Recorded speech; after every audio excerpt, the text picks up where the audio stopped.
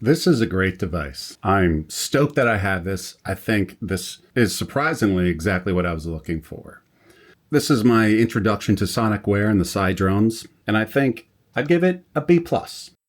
It's not perfect, but it is really good. In this video, what I'd like to do is talk through some of the quirks, findings, suggestions that I found with this, and really focus on things that maybe can be improved with a firmware update. I want to talk through a few things that I think would really bring this to the next level, bring it to that A, maybe even the S tier device. Again, want to acknowledge that this is the first time I've seen a Sonicware device, first time I got my hands on it, and I'm still relatively new. I went through the manual a few times now, kind of focusing on the things that I think are more relevant to me. Maybe some of the things that I'm going to suggest it already has. That would be great. So keep that in mind. If you know of any functionality that I'm kind of overlooking that addresses what I'm trying to get out of it, post a comment below. I'd love to hear it. If it has one of the features that I'm looking for, then maybe it really is an A or S tier device. There's two categories, two buckets of types of enhancements that I would be looking for. They would either firmly go into the recording side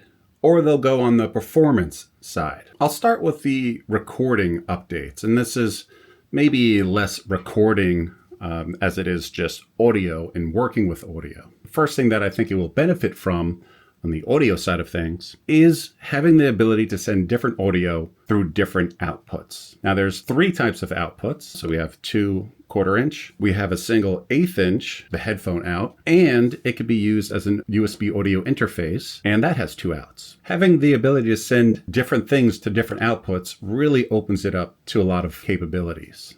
So for me, in my use case, what I would primarily use it for is sending a monitor mix out one output, maybe the headphone out, be a monitor mix, and then I could isolate certain tracks or a bus to send out through the line outs. And I could do this into DAW and then actually record a single track or the bus. And doing that means that I could be monitoring everything, all the different tracks, but I could be recording just one of the tracks. That way I could record it in an isolated way, and then I could treat it further. Another good use case of having the ability to send different tracks or send a bus out to different outputs means that you can do effect sends. Imagine having the ability to send different tracks to different degrees out to another effects bus, but that would be an external effects bus that you could route into other external gear, possibly changing one of these EX1, EX2, reverb, one of these to external, and then have that come out the line, maybe USB,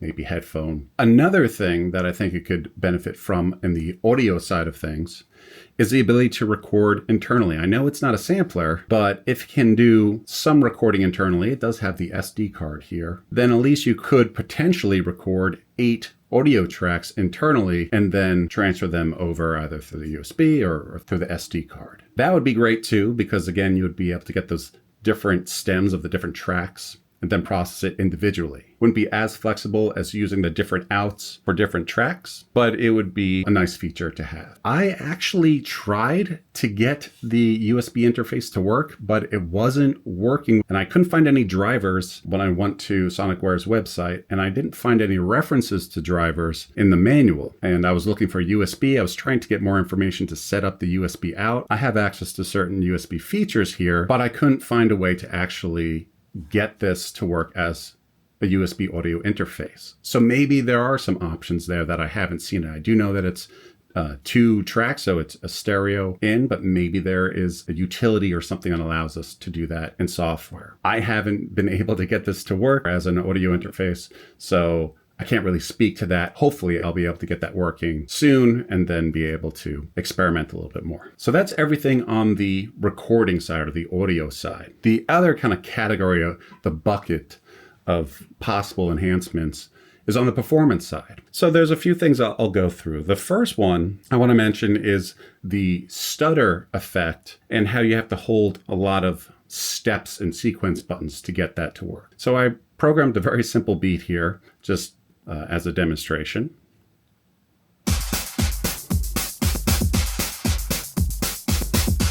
Very simple beat, 16 steps. By going into the perform mode, there's a lot of great features up here, and I'll talk more about them shortly, but the way that they have this stutter mode, this beat repeat, you have to really be touching a lot of buttons and you kind of run out of fingers. So if I want to have the bass drum stutter and I want it to stutter 5 notes, I can hold down those 5 steps.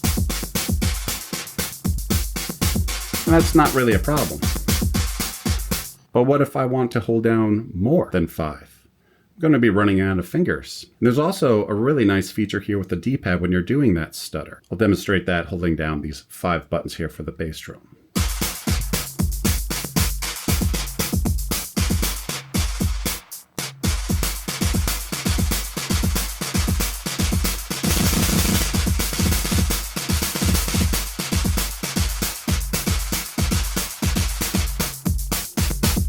So that sounds pretty cool, but I was really kind of struggling. It was playing Twister with my fingers here, holding down these buttons, because you have to hold down the function and then a variety of the different D-pad buttons. There might be a simple way to do this. The function key is already used to beat repeat the entire sequence, which is a great feature. What if you use it with one of the trigger buttons? Maybe even one of these arrow buttons. Holding down one button and then some other key would allow that pattern to continue for its entire duration, not just the few steps that you're able to hold down, but the entirety of its sequence. I think that would free up a lot of fingers and would give you more flexibility where you could hold these buttons down and then play in, again, perform a little bit more. And of course, we would love to see that as something that you could record in as well. So that's the first performance feature. The next one that I think would be great is something that I'm actually taking inspiration from a pocket operator. So if you're familiar with a pocket operator, it has a way to record effects. It's actually like it's just its own independent track. It'd be nice if there was some way to do that with this device. The way I would see it is that maybe in the performance mode, these buttons here will now act as effect macros. Maybe holding one down does a certain stutter effect. One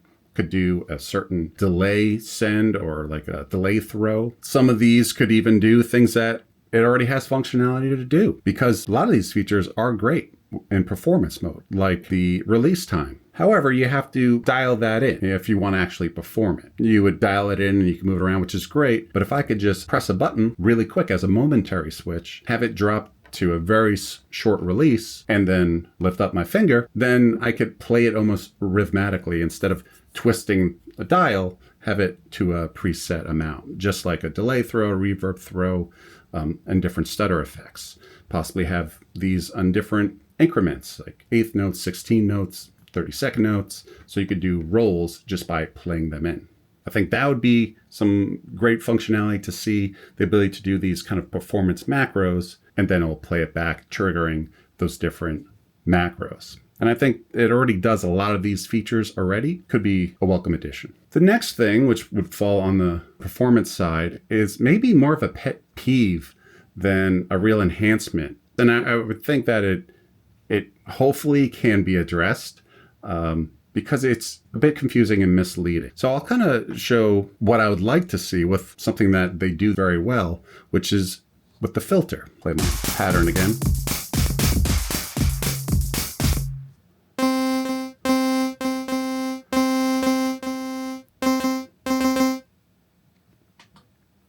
I'll put in a classic low-pass filter here, give it some resonance.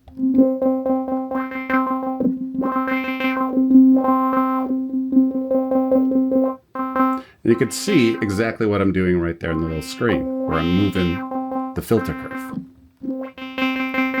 And if I were to record and play this,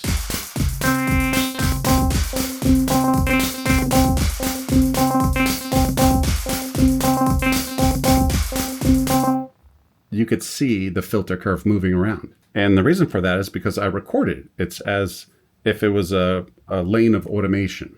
I think that is an excellent feature, especially for something like a filter. But I wonder why I can't do that for other things. Now, there's a lot that you can program in per step. It's super powerful in that sense. So I feel like it's a missed opportunity for them not to do something similar for the other features. And I'll show you an example of that with this snare sound related to the release.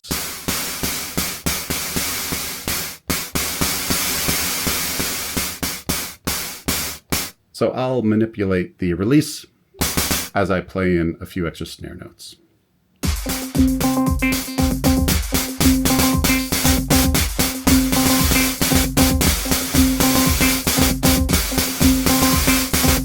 And you can hear that snare release at different steps. And all of that's recorded. And you can see it's recorded just with these different colors here of the steps. It shows that it's recording the parameter locks. And if I were to hold down any of the steps, I would see what it's recorded at. You can also see there's a little asterisk there. I think it's actually a plus sign indicating that there are parameter locks for it. If I hold down the first step, I see it's 69. Hold down the second, see it 109, and I could see the different values. If I just press play, it doesn't move. It doesn't really show what it's playing back, unlike the filter that is moving as it plays it back. I think that would make it so much easier to know what's going on. And yes, you could hold down each step to see, but to see it move as it's playing will give you better feedback as to which step you should actually adjust. So I think there's a missed opportunity with that. Also, not everything, which I would think would be somewhat obvious to play in, is playable. And then furthermore, on certain screens, you can record it, and certain screens you can't. The release, I think, is something that you would definitely want to perform with. It's a very useful feature to have. But I would also say pitches too. So moving over to the bass drum.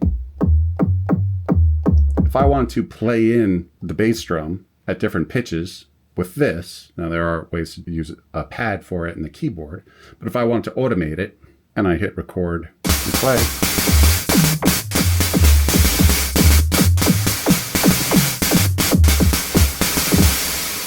and then play it back,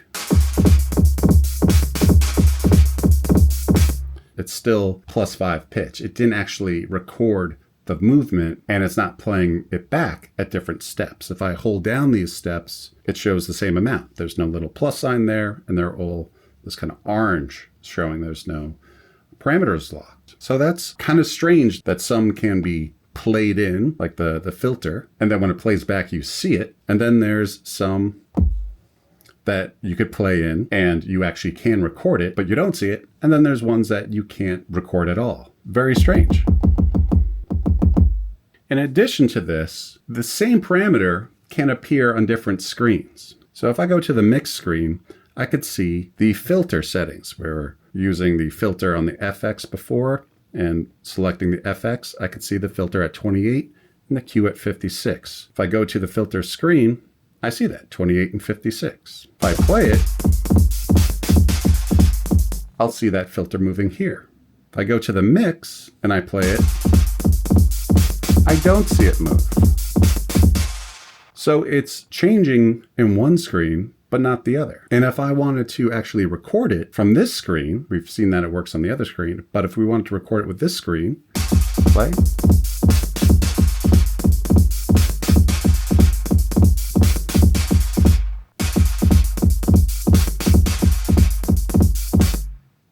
It doesn't change here. And it's still playing what I played in before. And these numbers on top here reflect what I put in the mix view, but they're not actually reflecting what's going on in that step.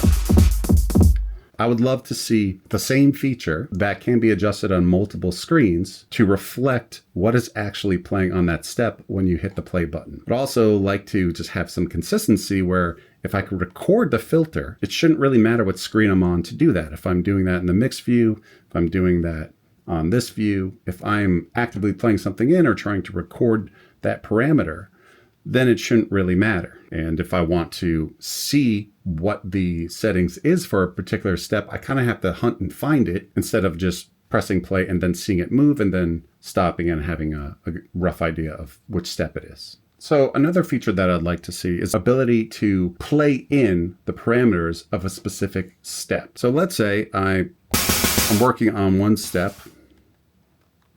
Let me kind of program in, let's say, the release time. And if I were to program in maybe a filter, I'd love to be able to play in the settings of that step onto other steps. So right now, if I were to trigger the sound, it would be its base level sound. It wouldn't play back the automation of any particular step. If you hold down the trigger and press the step button, you can program in that step. What I'd like to see, possibly in a firmware update, is holding down the step, something that already has a note assigned to it with specific settings like effect send or anything else that you could parameter lock. And if you hold down the step first, then you could play the parameters of that specific step.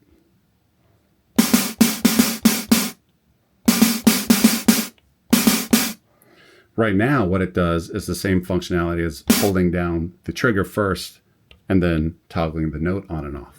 It does the same thing, which I think is another missed opportunity, because it would be very performance friendly if you could have a few different type of accent notes that you parameter locked. Then you could hold down those steps, hit the trigger to play those notes with those settings of that particular step. And of course, if you could record this in, that would be even better. So it's almost on the fly copying of notes. Another performance feature that I think would be excellent to have is the ability to play in different patterns. And I feel like maybe this is a feature and I just didn't see it because it looks so close to how things already look. I haven't really got too much into like the song mode of things, but I know you can change patterns on the fly. That's definitely a feature.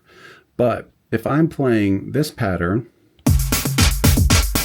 I think it would be great to have the ability to play in other patterns. And it looks like it's doing something kind of like what I'm looking for. So if I'm playing this pattern, I would like to have the ability to assign different pads here to different patterns in a performance mode and then play those different patterns, maybe holding pattern or a function of pattern. So you could have different patterns on these here that you could play as momentary. And then when you release it, the underlying pattern would just resume. So if I have my standard pattern playing, and then I hold the key to play another pattern, like a drum fill, and I were to hold this down at step 5 through 8, and then I release it, then the original pattern will resume at step 9. So I think that would be great for doing fills and kind of jumps from one pattern to another where you could have it trigger other patterns. And it kind of looks like it wants to do that in that when I hit these buttons, it's pulling up different patterns, but it's not immediately jumping to them. And it doesn't look like it would work as a momentary switch either, because ideally when I let go, it would go back to the original pattern instead of doing this. I know there are ways to have patterns start instantaneously, which maybe this is kind of halfway there, but I'd want to be able to use it as a momentary switch, let go, and have it go back to the original pattern. It does seem like it's on the cusp of doing that, and maybe that's a setting somewhere, but I definitely would love to have that ability to hold down a button, have it play a drum fill, release it, and then it goes back to the normal pattern. The last thing that I think would make this a performance beast, I would say actually isn't really a performance feature. It's more of a sequencing feature, but it's the way that the randomization is incorporated into this device. So I think it's pretty close, but it actually does a little bit too much. So if I were to mute everything other than the kick here,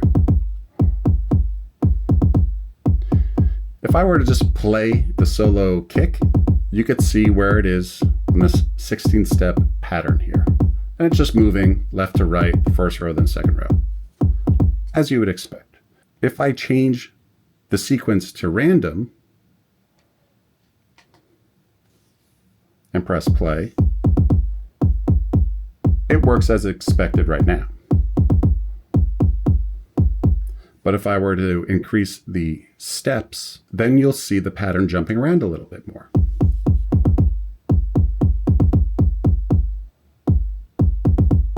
You can see it's bouncing around. And this is a great way to come up with unique ideas and unique patterns, which is awesome. And I love that feature, except it constantly randomizes it. There's a feature with the Novation, most, I think, modern Novation MIDI controllers has this deviate feature, which I think is great because it's kind of like a randomization. But you would dial a knob and it would randomize something, but when you stop dialing it, it will stay with whatever pattern it just created. Because if I'm listening to this and I hear a great kick sequence, it's gone. I can't save it.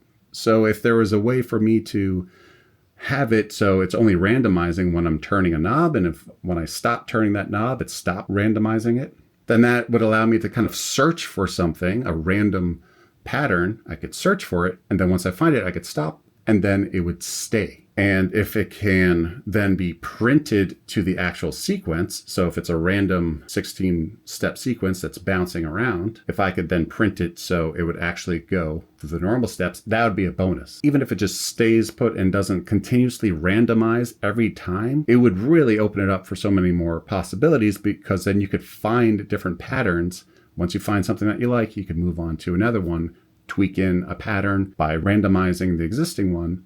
And then once you find something, move on. I would love to see that functionality. I think that would make this a beast when it comes to generating sequences. And if that randomization can incorporate algorithms and some things that we always like to see, like Euclidean patterns, and maybe manipulates what you currently have to fit those patterns, this thing would be amazing. With all that said, I think this device is great. Even if they don't make any changes other than me getting this to work over USB, I think that's a me problem. But even if all these requests and these wish list items never come to be, I would still want to buy this and own it. I think it's such a great little tool, and I'm really curious about their other products. I know they have only two other in this form factor. They're both samplers, a lo-fi one, and I think like a sample tank. I'm not sure how they compare, but it really makes this a very enticing option. I'm also interested in their kind of other, maybe flatter but longer form factor pianos, like the ambient one. I think that might be really cool. Curious to learn more about these different products and how I could incorporate them into my own production. I know that was a relatively long wish list. It might come off as if I think this needs a lot of improvements, but I think it's so close to perfect that I had to put it out there. The few things that I think will make this B+ tool into an S tier tool. If I figure things out, or if they come out with firmware updates, I'll come back to this video and make sure I pin something, because no doubt I'm sure I missed something. There probably is more functionality in this than I'm even aware of at this point. Until next time, keep jamming.